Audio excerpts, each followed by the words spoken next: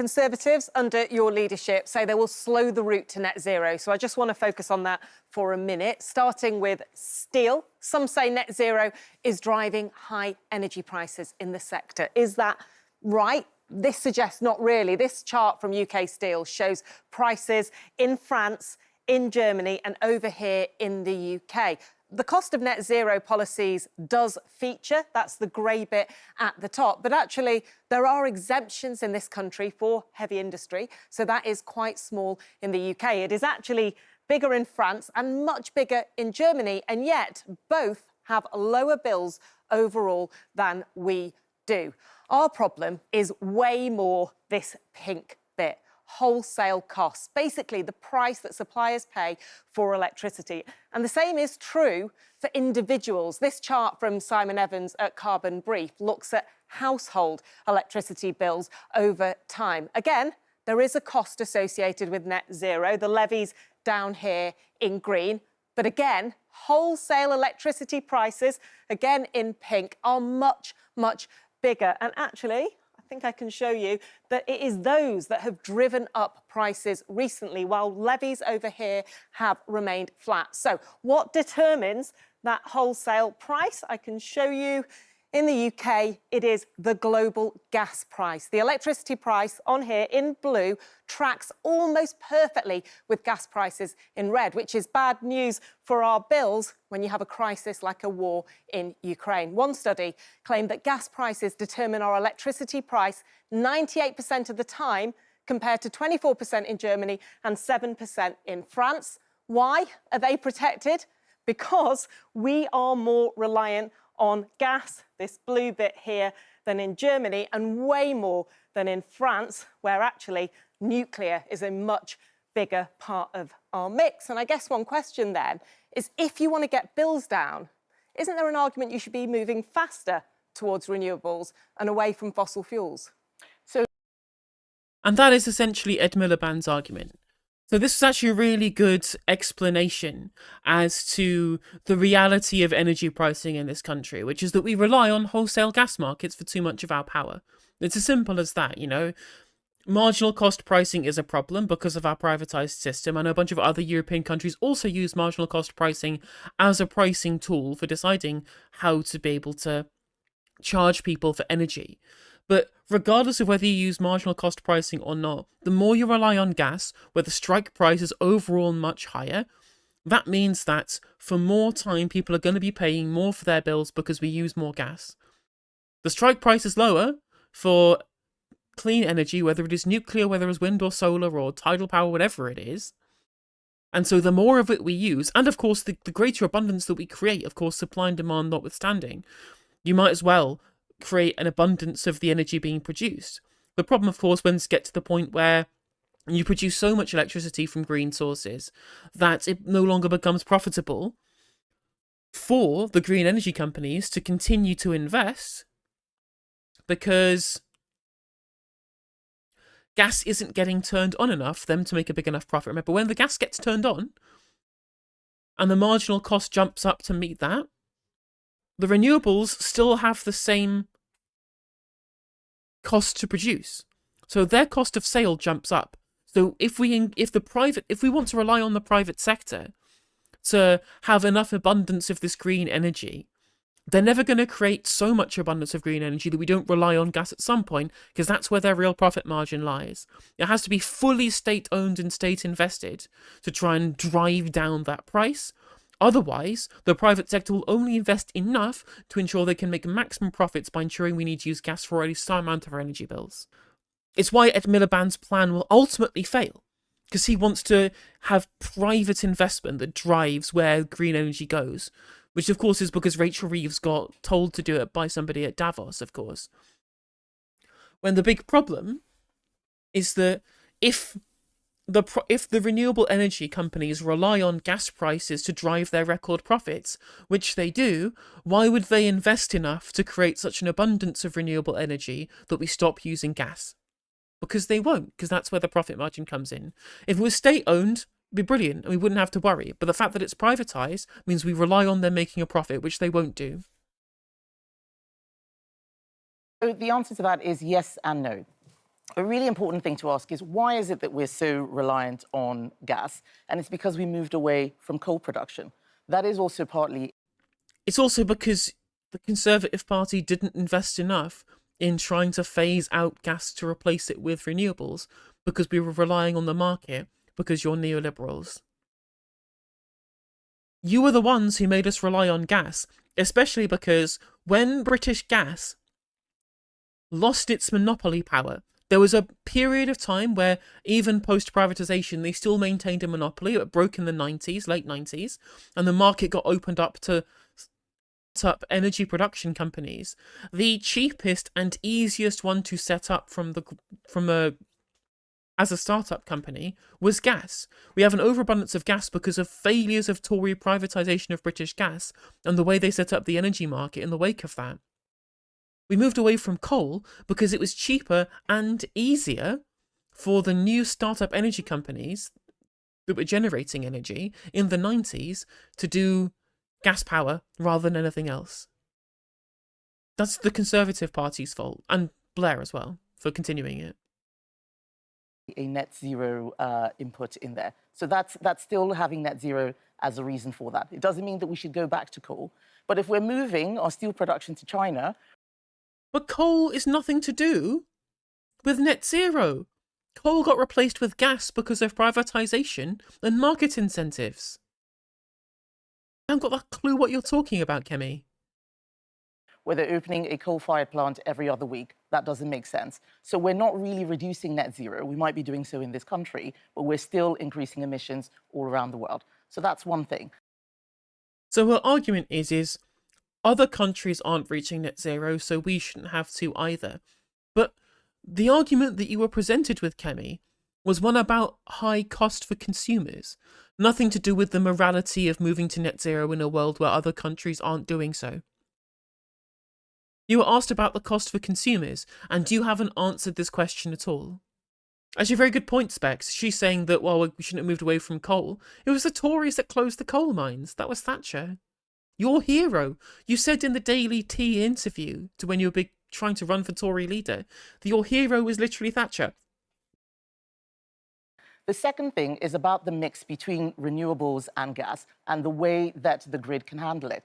We are actually sometimes forced to switch off things because the grid cannot handle it. That has a cost. We end up having a second system of distribution that adds cost to bills. That's where that wholesale electricity...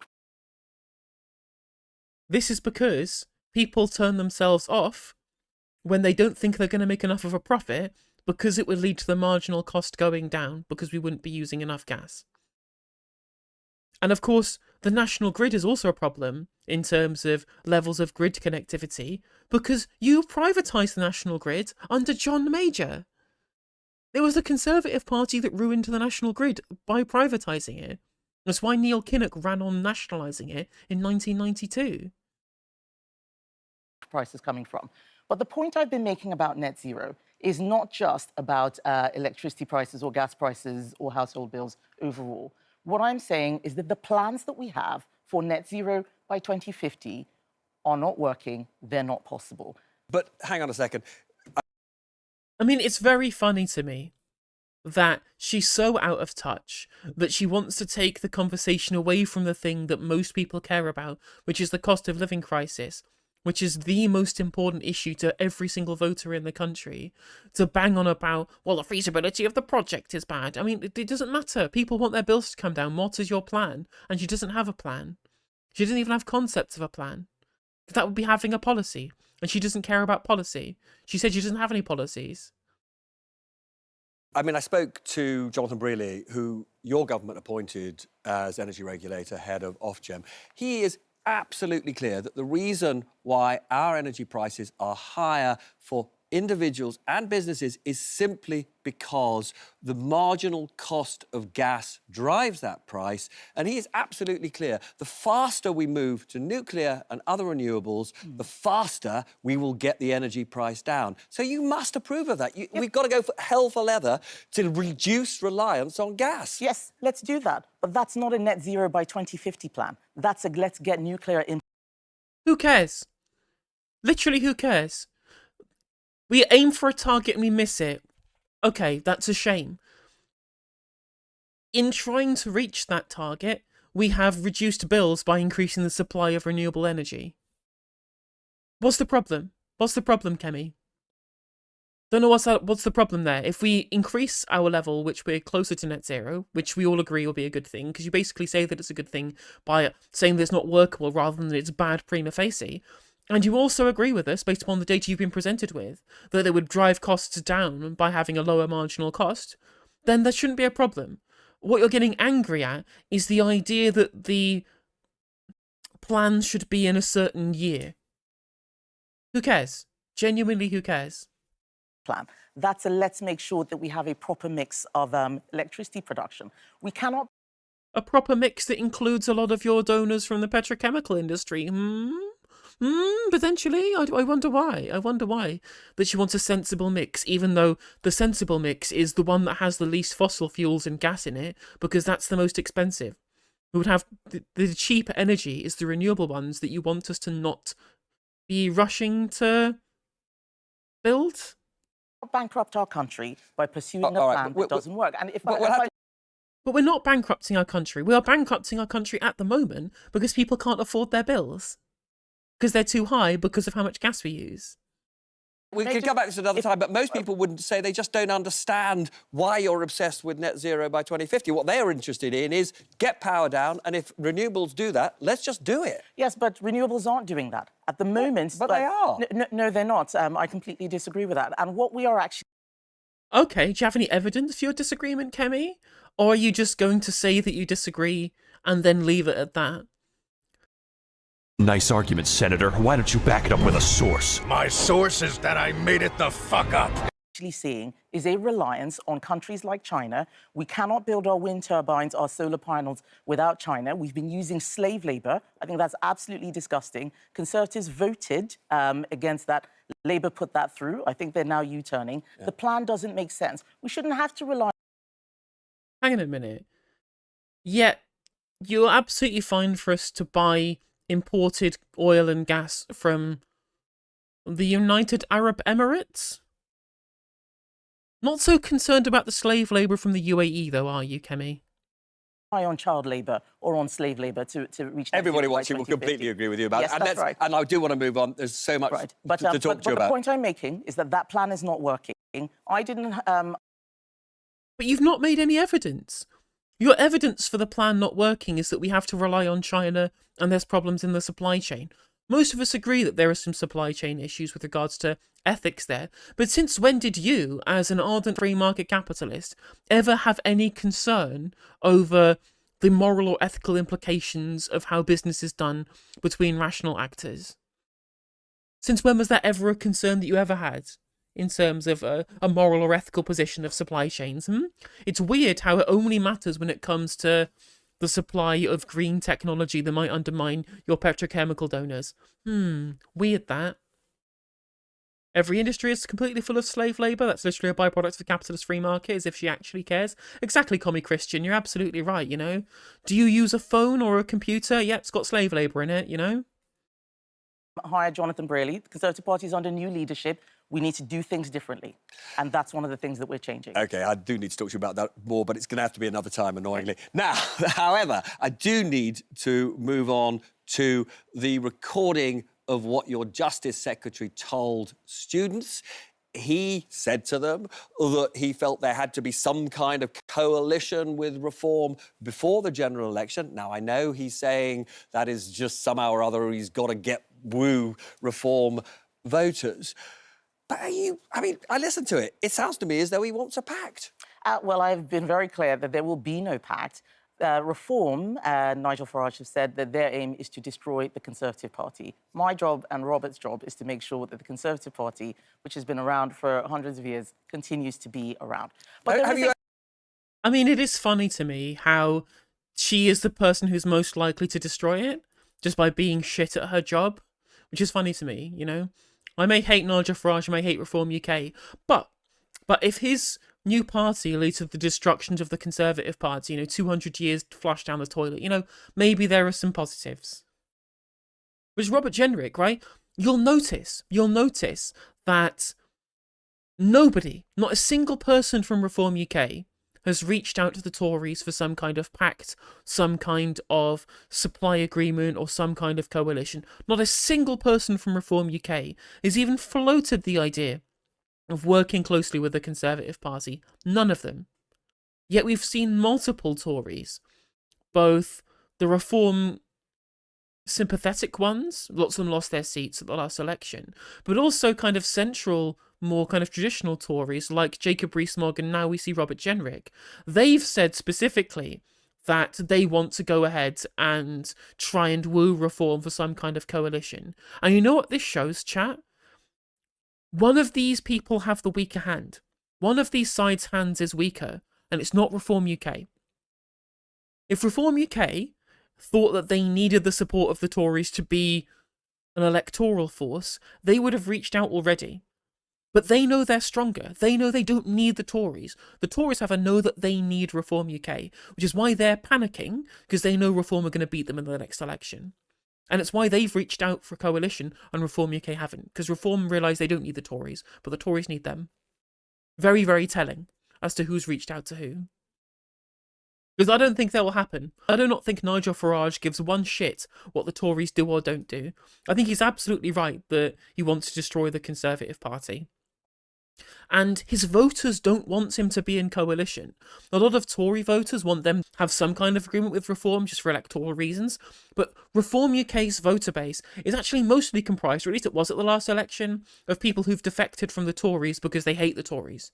They have been failed by the Tories in their own mind, you know?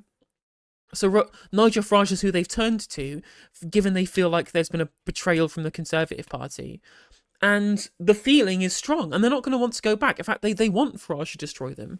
And so they're not going to want to see him keep the corpse of the Tory party on life support. But have you had a chance to talk to him since he made those remarks? Yes, I saw him. I saw him earlier today, and I think those remarks are being overblown. He's made a point that I do agree with. Mm-hmm. We lost a lot of votes to Reform. We had a very, very heavy defeat last year. We're going to have very challenging local election results next year. They're going to be absolutely, difficult compared to where we were 4 years ago. We have to get the votes back of people we lost. And at that last election, people voted particularly for Reform, but other parties, because they didn't want Conservatives. That means making sure we have a centre-right offer that is compelling. And that is... Again, she can't even say what she wants them to do. Just, we need to have a compelling centre-right offer and win people back to the Tories. They didn't want the Tories, they voted against us, but we can change their minds. How? Through what method? And again, because she lives in her little tiny bubble, where, again, this woman is so rich, so wealthy, or at least her family is so wealthy, that when she was offered maternity leave when she was a writer at The Spectator, she turned it down because her husband was so rich that she didn't have to worry about the money. That's how wealthy she is. That she doesn't understand that people's main concern has been the cost of living crisis. For the last 3 years, ever since 2022 when the bills started going up, the cost of living crisis has been the centre of politics. That has been the epicentre of political discussion in this country. She doesn't understand this because there's no cost of living crisis for a rich person like Kemi Badenoch. She doesn't care about the cost of living crisis. And so she is trying to make up this kind of fantasy world where people moved away from the Tories because they weren't seen as being centre-right. No, they just saw their living conditions crash through the floor because of failed Conservative policy on loads of different things. The macroeconomy more broadly, right? They were terrible at managing the economy because they're the Tories. They're always terrible at managing the economy. They are the worst economic managers. And it fundamentally hit working people hardest, and they abandoned the Tories, both to Labour and to Reform UK. Because she isn't affected by the cost of living crisis, she can't fucking see it.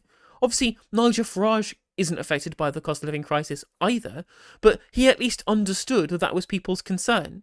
And so he played into that with his rhetoric during the election. And yet Rishi Sunak, in the run-up to the election, was talking about fucking 7 bins and meat taxes and stupid shit like that was in no way relevant to normal people in this country.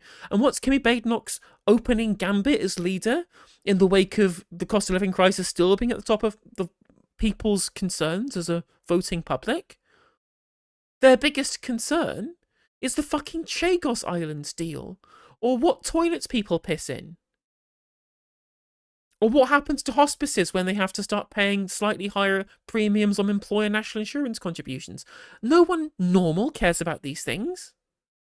Most people have more pressing concerns, like their bills. And her point on net zero, she literally, as we saw 5 seconds ago, he wanted to move the conversation away from the affordability of bills, which is people's real concern here, and then moving it towards, oh, well, but what about the fact that China has some unethical supply chains? No one cares.